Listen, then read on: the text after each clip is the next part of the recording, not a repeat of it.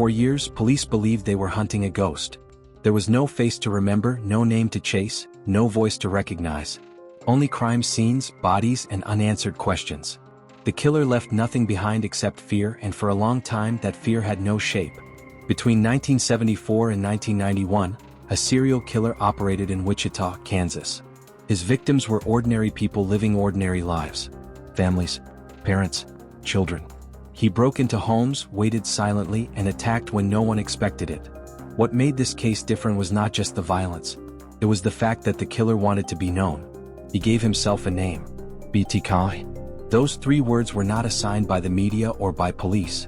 They were chosen by the killer himself. He wrote them in letters and demanded that the public remember them. From the beginning, this was not just about murder. It was about control, recognition, and power. The first known BTK murders occurred in 1974, when 4 members of the Otero family were killed inside their home. The crime shocked Wichita. There was no sign of forced entry, no clear motive, no immediate suspect. Police launched one of the largest investigations in the city's history. Patrols increased, fear spread through neighborhoods. Then months later, a letter arrived. It was sent to a local newspaper. Inside were details about the Otero murders that had never been released to the public. The writer described how the family was restrained, how the murders were carried out, and what the victims said in their final moments. Police knew immediately. This letter could only have been written by the killer. BTK had introduced himself. Over the following years, the murders continued. Different victims, different locations, but the same pattern. Binding, torture, killing. And then silence. Sometimes years would pass between attacks. That made him even harder to track. He did not fit the profile of a compulsive killer who struck frequently. He waited. He planned. He controlled himself.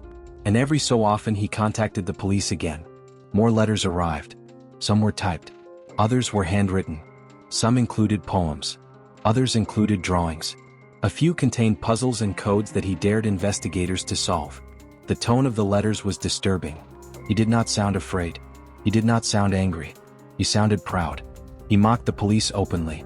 He criticized their failures. He complained about the lack of media attention. At times, he sounded more like a disappointed performer than a criminal. BTK wanted recognition, he wanted credit, he wanted to know that people were afraid because of him. Police tried everything to identify him. They analyzed the letters. They searched for fingerprints.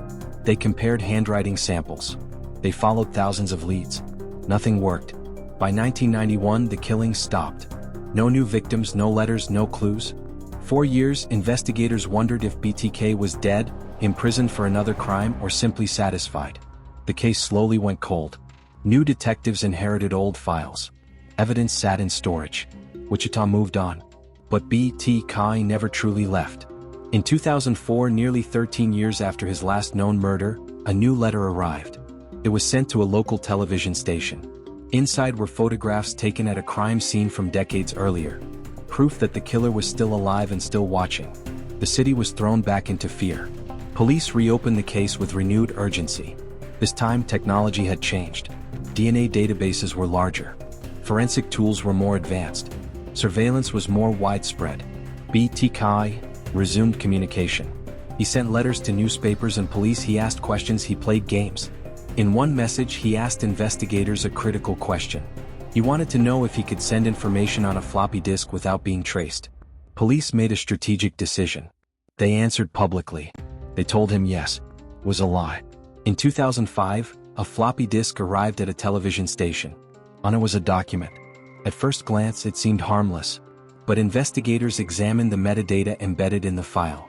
That metadata revealed a church name, a computer username, a trail. The name Dennis Rader appeared. Dennis Rader was not what anyone expected.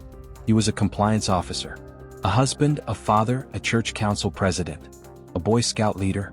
He lived a normal life in Wichita. He had lived there the entire time. Police began surveillance. They watched his movements.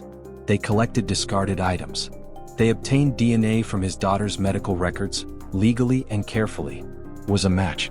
In February 2005, Dennis Rader was arrested while driving to work.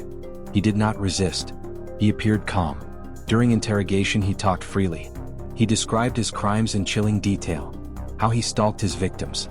How he entered their homes. How he controlled them. How he killed them. His confessions matched the evidence perfectly. Every letter, every photograph, every crime scene detail. In court, Rader waived his right to a trial. He stood before the judge and confessed to 10 murders.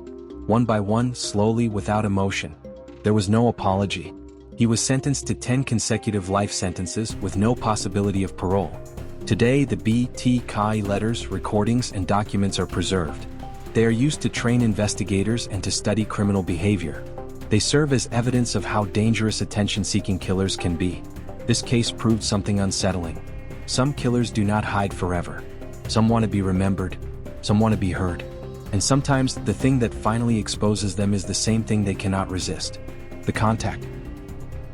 If this case stayed with you, support the channel by leaving a like and subscribing for more real stories like this.